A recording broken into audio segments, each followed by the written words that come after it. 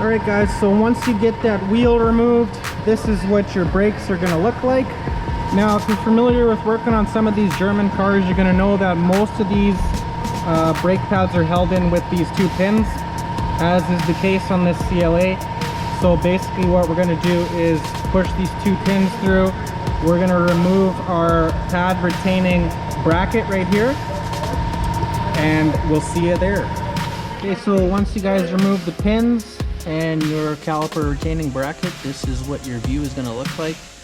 And your next step is going to be collapsing the pistons while everything is together. So just like always, you guys make sure to do your due diligence and tie that caliper up so it's not slanging and banging around.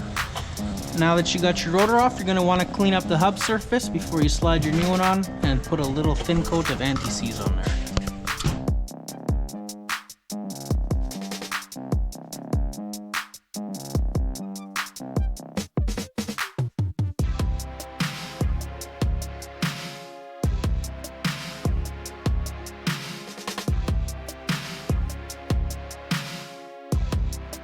It's a good idea to take a piece of emery cloth and clean up the surfaces inside the caliper that your pads are riding on. You can coat those with a little bit of caliper lube, but you don't need to coat the back side of the brake pad.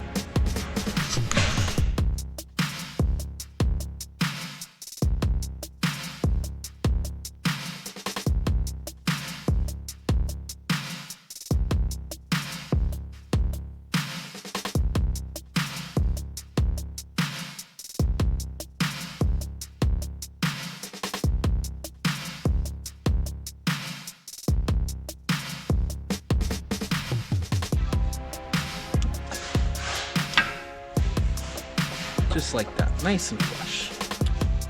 Okay, so you got your pins and your pad retainer in.